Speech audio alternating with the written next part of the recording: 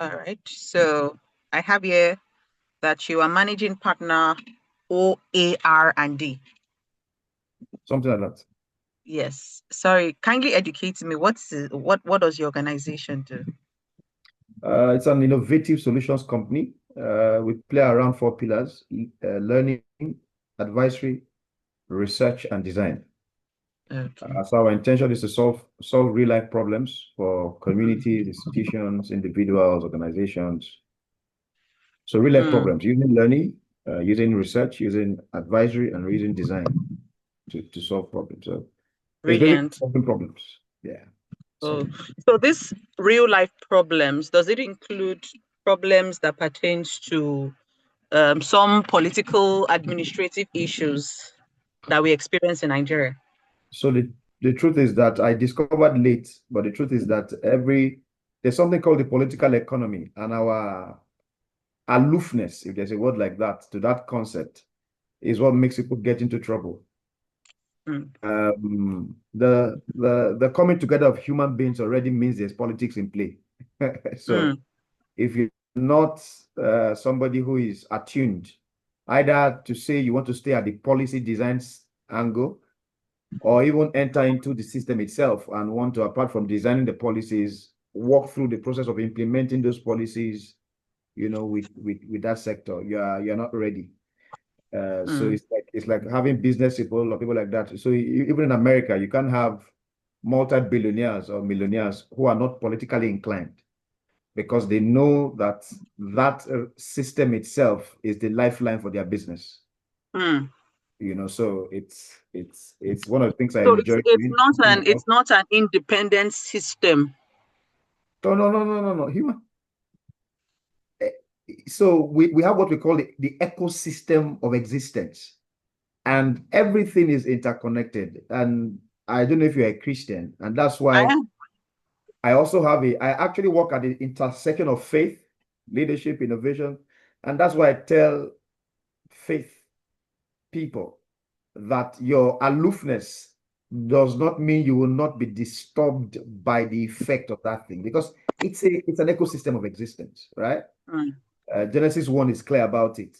The water was created first, the fish came from the water, land was created, the tree came from. So everything, there's an ecosystem.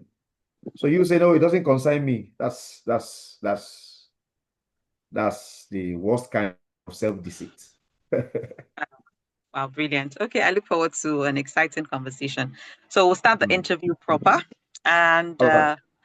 I start by saying a very wonderful day to our dear audience, listeners. If you're watching us from whatever part of the world, we'd like to welcome you to this segment of the interview. And at the TLS Global, we are very much excited that all the content we bring to the fore, particularly on the Discover 2025, is one that would help transform your mind, transform your actions, and help you become a better person.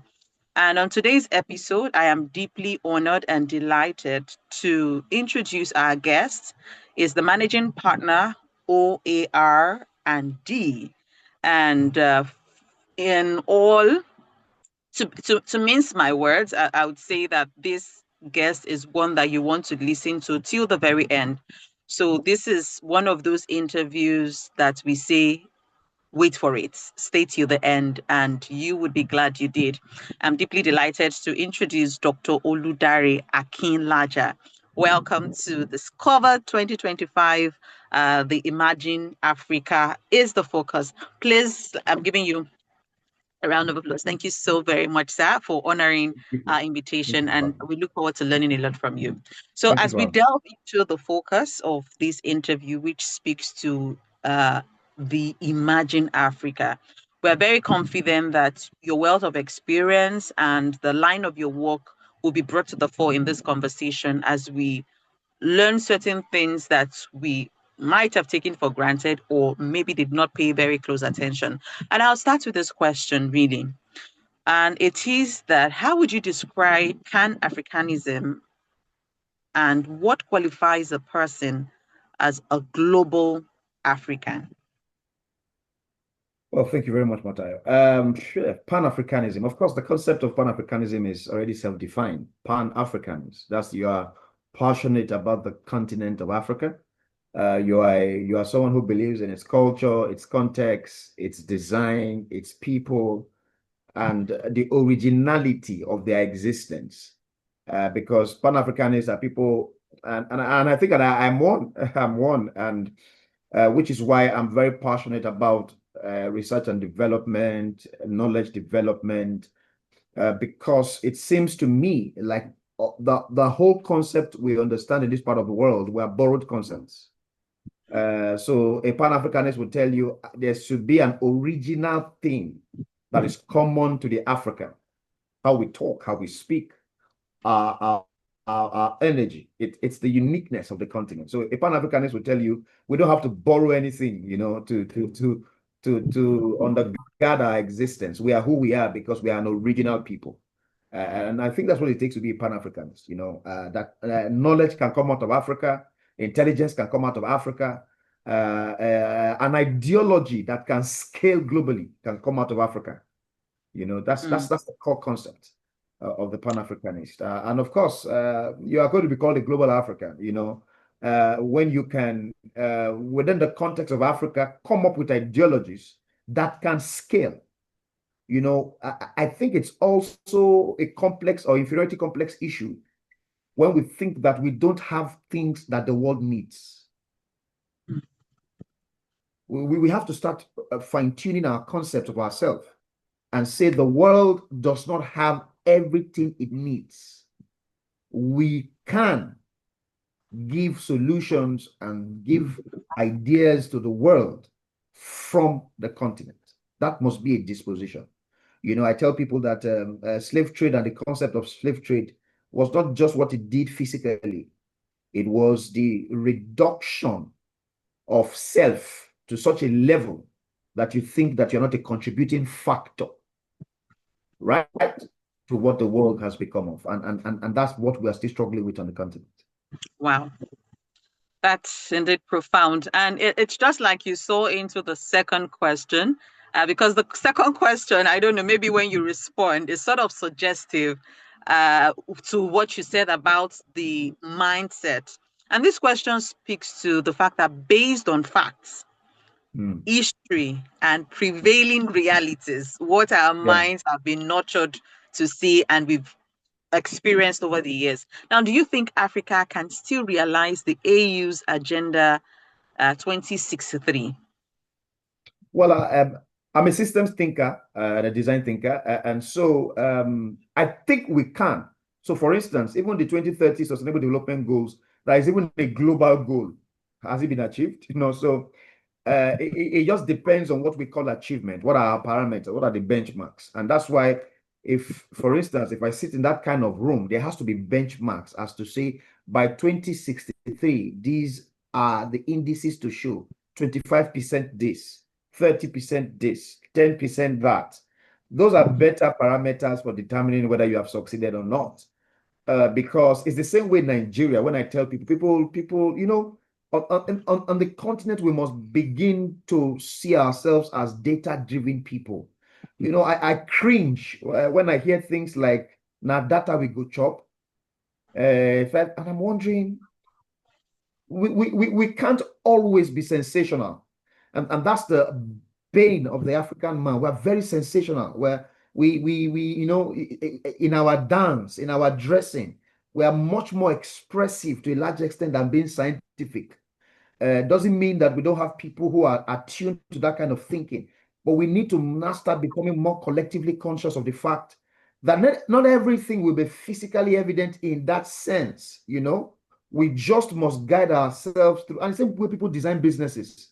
I want to blow. What does that mean? I want my business to grow. What does that mean?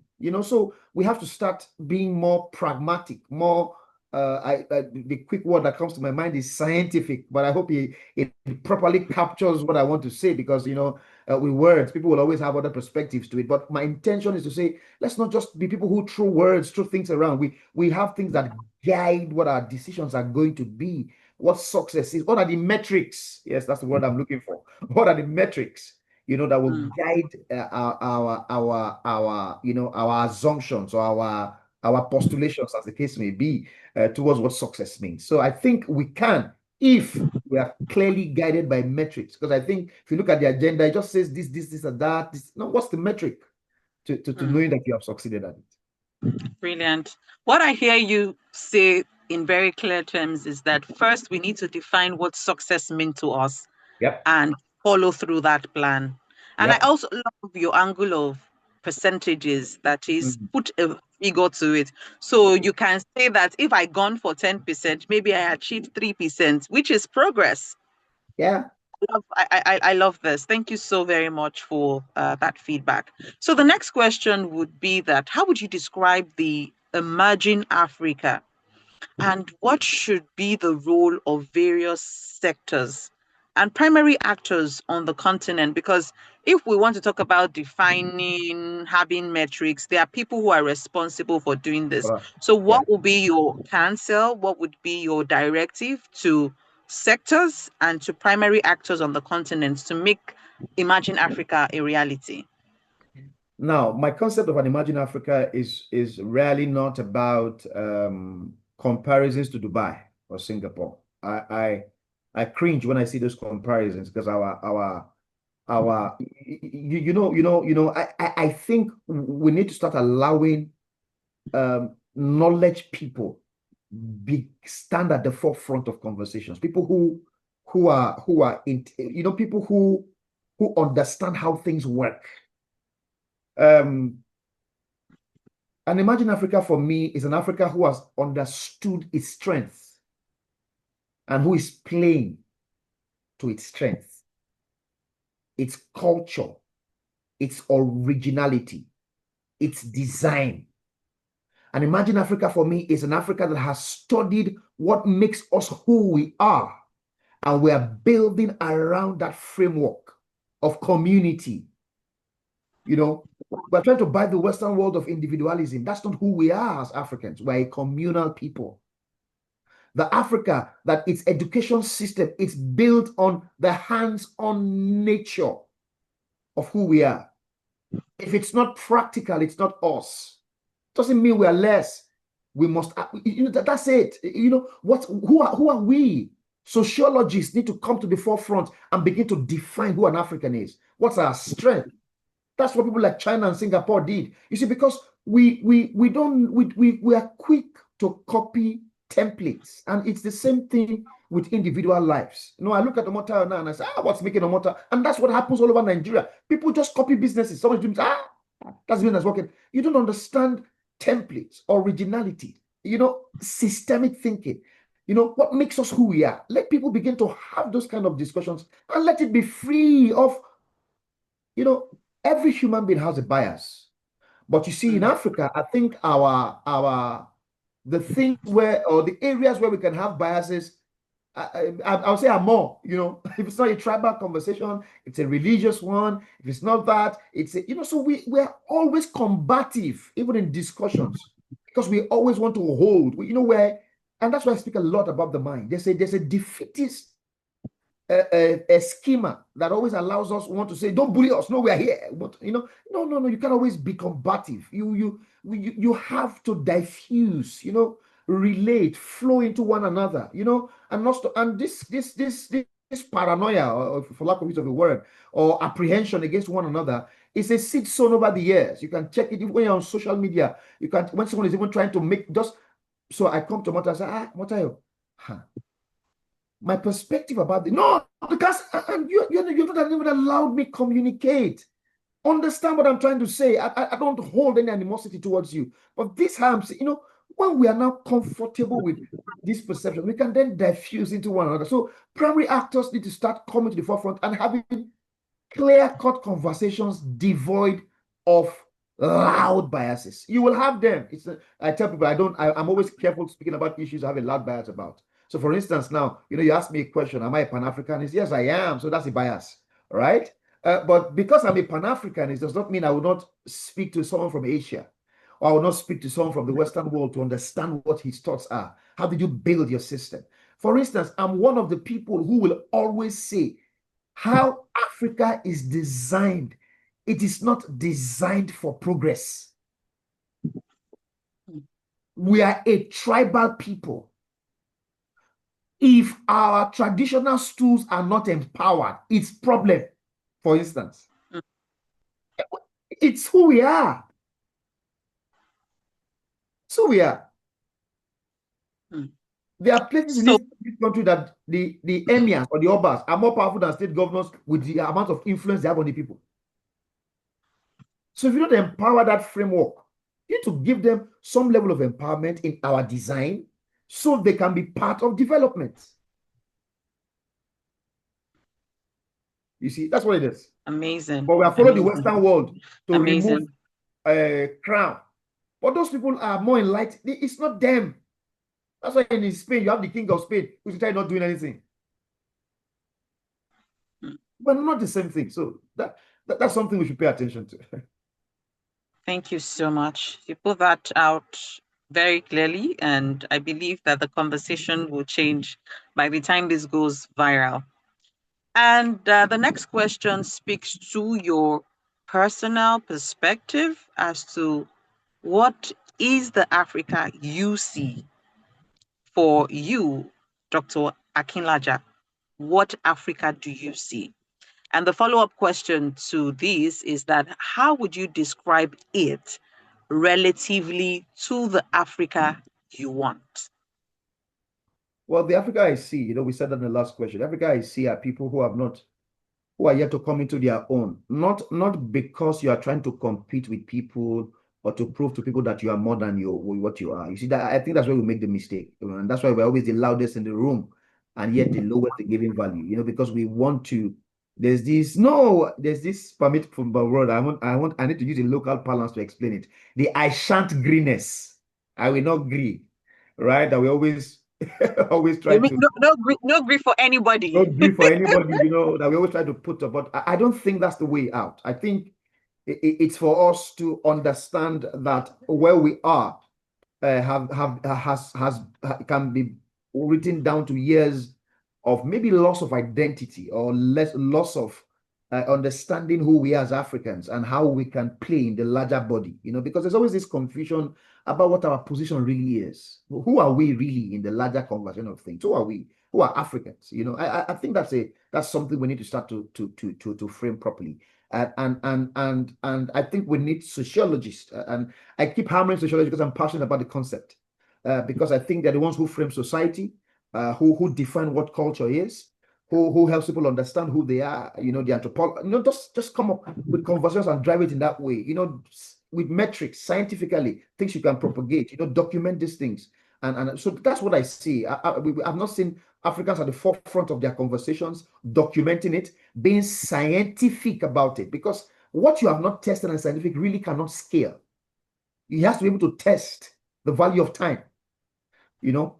Our grandfathers brought about medical herbs in 16th century, but where is it? So most of us don't know because they didn't test the value of time, probably by documentation, proper a body of knowledge coming out of the concept and all of that stuff. We didn't have all of that. So that's why we're having the challenges we're having. So we need people to, have those conversations around it. We need people to begin to drive that. So the Africa I see now really needs to get it really needs to come into itself, and dropping its notion of itself and owning itself, scaling, documenting, finding out what works for itself, and begin to push that concept. And I think that Africa is coming, and that's why we're doing what we're doing now, right? We're having those conversations we're having now, helping people understand that these are the things we're dealing with. This is where we are, not trying to degrade or malign the work that is either currently being done or has been done by people, but trying to say we need more people. We should reduce the concept of gatekeeping. We're massive gatekeepers on the continent, and that's where the Western world is many light years ahead. A 12-year-old can be the solution, and the 12-year-old is brought into the room. You understand? Because I said something jokingly the other day and someone laughed at it. I said, one of the things that made us a very dysfunctional society is when we were young, older people were talking, and as a young person, you lifted up your hand and want to suggest like kilo, sorry, there'll be audience who can speak about kilo more. It means, what do you know? Sit down. What do you know? We can't be like that.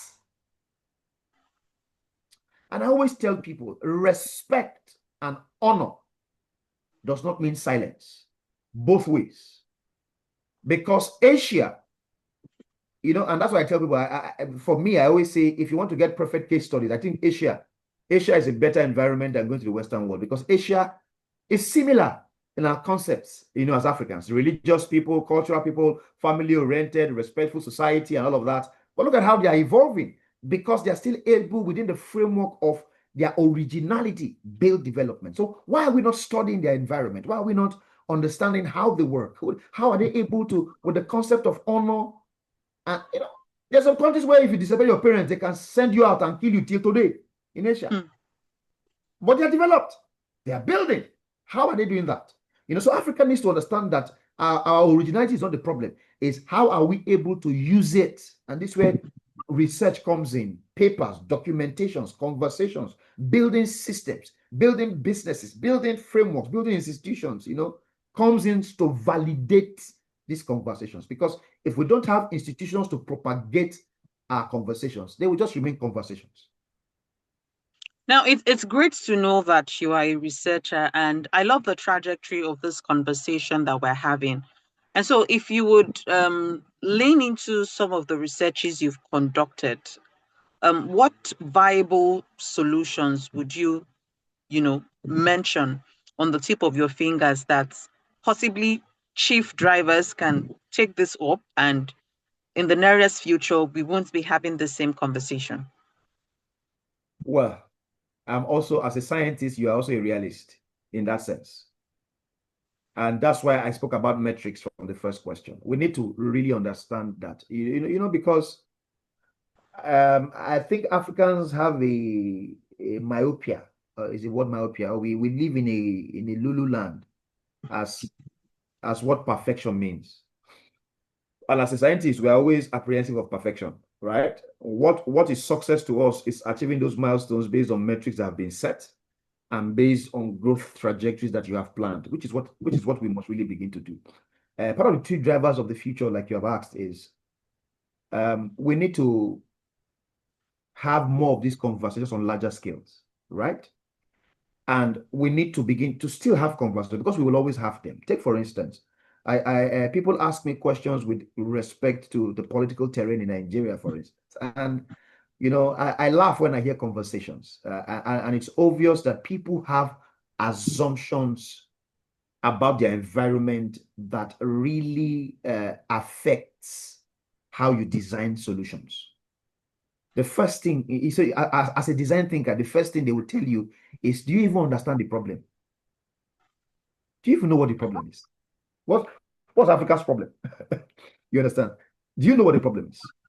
And if we say the problem is cultural, is identical, is our orientation, it's how we see ourselves. So how would the solution come about?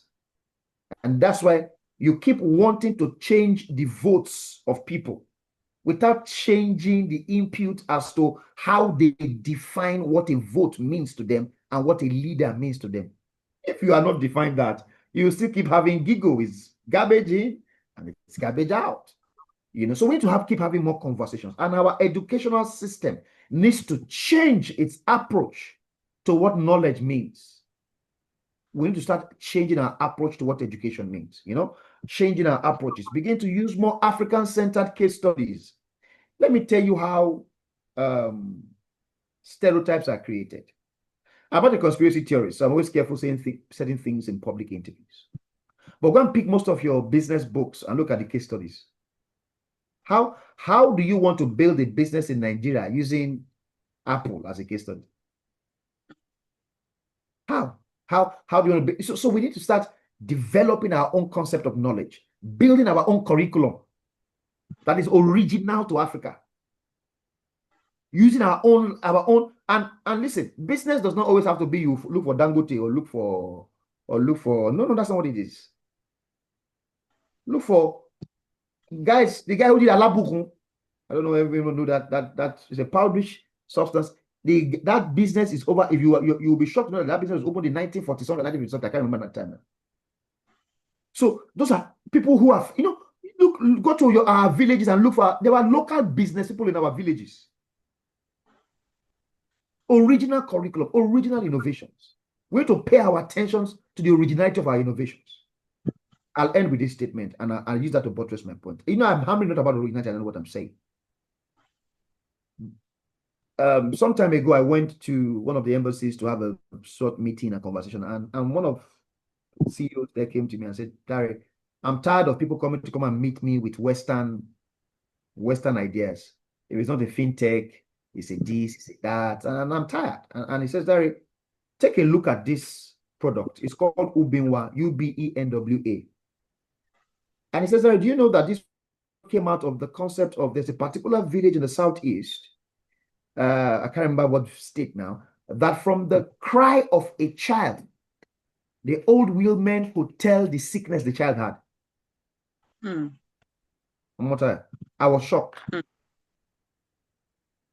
And so some people, so I think he said 2 guys came from Germany who are Nigerians or something, came and did not spiritualize that concept, but added artificial intelligence to it. As I'm talking to you now, some hospitals at some global levels are using that product. It's ubenwa.ai. And I say to myself, that is the Africa I want, where the originality of our innovations begins to scale and test global resource and global effect. What makes you think the cure of cancer is in America? What makes you think the cure of leukemia is in America?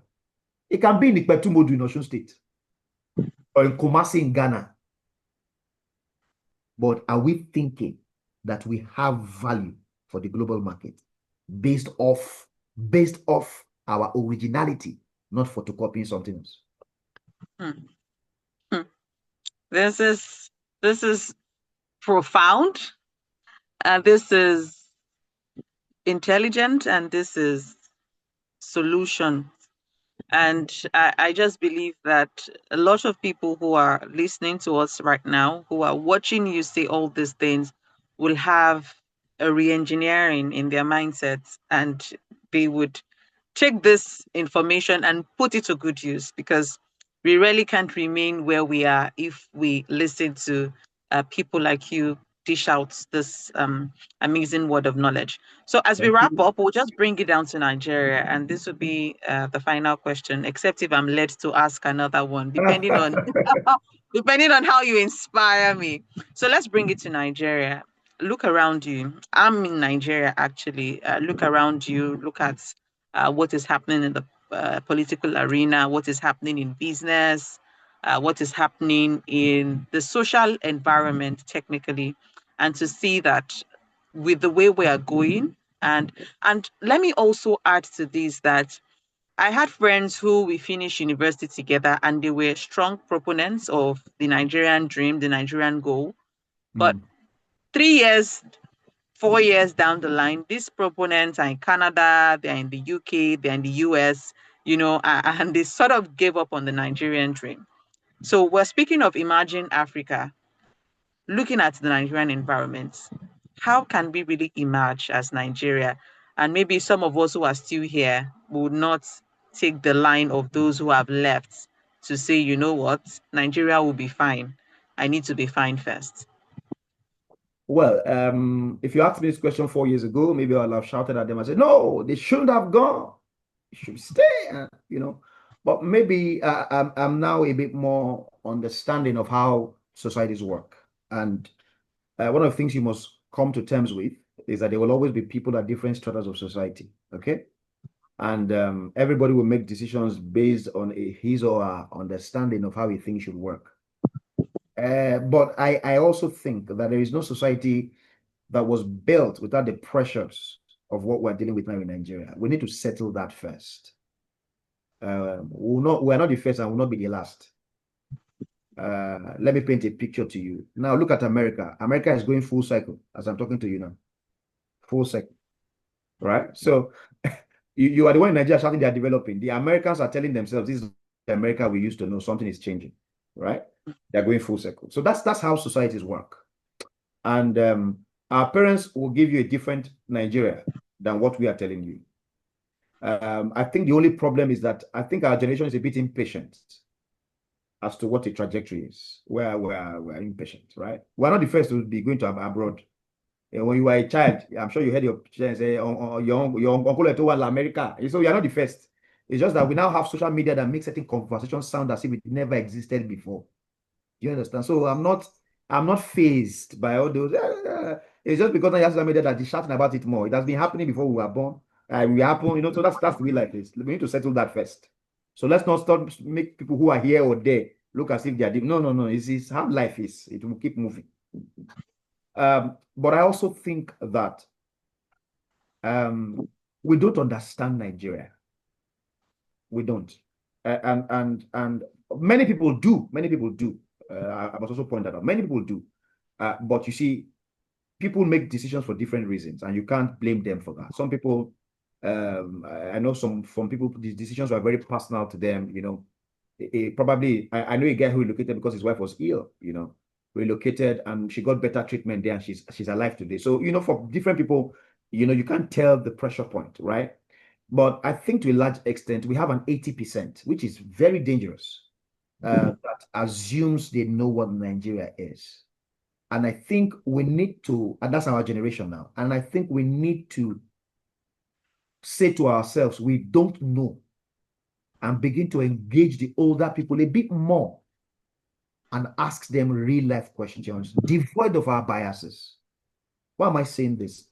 After the 2019 elections, I was so upset after the 2019 elections, and I needed to understand. And somebody introduced me to a particularly elderly, to an older man in a particular state in the southwest. And I went there and I was with the man for 4 hours. About time when this man was done, I knew that our generation does not understand Nigeria. We don't understand the nuances. We don't understand the pressure points. We don't understand the limitations of most of the things we are pushing. So we're just bringing our interest and trying to pressure it on the environment. And when the environment gives us feedback, it frustrates us. It's like people who have dreams and ideas. And I do business advisory. Most people sit in their parlor, come up with ideas. Then when they go and test it, the market gives them a feedback and it frustrates them. Now, feedback is not supposed to frustrate you. Feedback is supposed to say there are certain things you did not understand. Take that feedback, go back and test it again. Do you understand? So that's my perception about what's happening around us in Nigeria.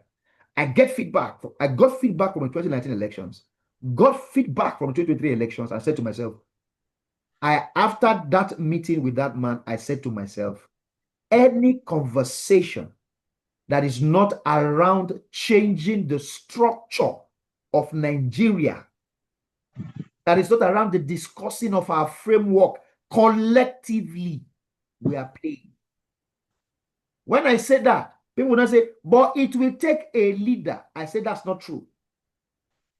The advocacy we are doing and shouting must be premised around structural and framework adjustments and not removing people and putting people. If our collective action is around, Omotayo, me and you says, we bring out our friends and say, you know what? We are 15 of us. And over the next 4 years, our focus is on line 16, subsection 23 of the Nigerian Constitution. There must be a change in it. And what we speak about for that full year is that change. Imagine clusters handling special segments like that. Health, education, and it is framework defined, not sensationalism defined. For instance, you are shouting there's no lights. That is sensationalism. Have you gone into the Constitution and looked at our framework to understand what might be the limitation? Why don't we attack it from that angle? And you see, no matter the solution, somebody will always have a pessimistic view of, if we do that one, I won't do. But you see, we are looking for best fits. We're looking for perfect fit, for perfect fits. And in my opinion, the best way is not advocating for leadership change, but advocating for structural change and putting pressure on whoever is there at that time. It doesn't change the fact that you have your preference. But let the loudness not be about, let it be about this adjustment must happen. That way, when somebody calls a town hall meeting, you know what question to ask him because you understand what the problem is. So if I ask you, how do you want to solve power? You won't tell me you will just come and put something. Now, I will tell you that will not work. Because in 1979, so and so tried it. In 1983, this was the problem. When they hear such feedback, these people are not people that we can bamboozle anymore. They need practical. So people get angry with me because I'm no more sensitive. I don't want, no, let's tell. I think I've gone past that. I've gone past that. I'm now focused on systems thinking. And as a systems thinker, you won't blame me. That's how my mind works. What's the flow? What's the pathway you are showing me? What's the end to end you are giving me? I'm not. I'm done with all of that. Show me the pathway. Then we can start having conversations. Thank you so, so much. Just before I let you go, this has been an interesting conversation. And I, as a person, have learned quite a number of things that I would take and implement in my business, implement the place of work. And I believe that this would actually yield to positive solutions, especially as it would impact Nigeria and Africa at large. One word or a sentence or a phrase that you want all our listeners, to take home, summarizing all that you have said, what would you want them to remember this conversation for? And I'd like you to state that in the next few minutes, then we can wrap up. A word or a phrase will be hard, but I think our listeners, uh, we need to be cautious of our biases and our assumptions as Africans. I fight my own every day because we all have them. But you see, we need to begin to fight our assumptions and our biases. They are always very loud. This part of the way is loud. We need to deal with them. That way we can have knowledge transfer, knowledge sharing, knowledge exchange that can be beneficial to our environment as we seek for solutions, practical solutions. And part of the problem with developing practical solutions comes from the notion of the way we even write our exams in school. People just do exams and people just read and garbage and just done for the lecturer. There's no critical thinking. There's no process. There's no strategy. There's no, we need to start having those kind of conversations and be comfortable having them. That would be a pathway to growth and development. Thank you so much, Dr. Oludare Thank you. Akinlaja, the Thank you. managing director, OAR and D. It's indeed been a pleasure engaging with you and to our audience, our viewers all across Africa, everywhere across the world. I want you to say a very big thank you to our distinguished guest who did justice to all of the questions. And when someone do well, it's always an incentive to have him come back at a later time to dissect other issues that we would have on this on the community. So thank you so much. We appreciate you and Thank God you for bless. having me. And to our Amen. audience, thank you so much, very much for staying the course. We look forward to you joining us on all the segments of the TLS programs as we are invested to seeing you better and, of course, seeing our continent a better place to live in. Thank you and bye for now. Thank So we you. end the call. Gracias. Thank you, sir.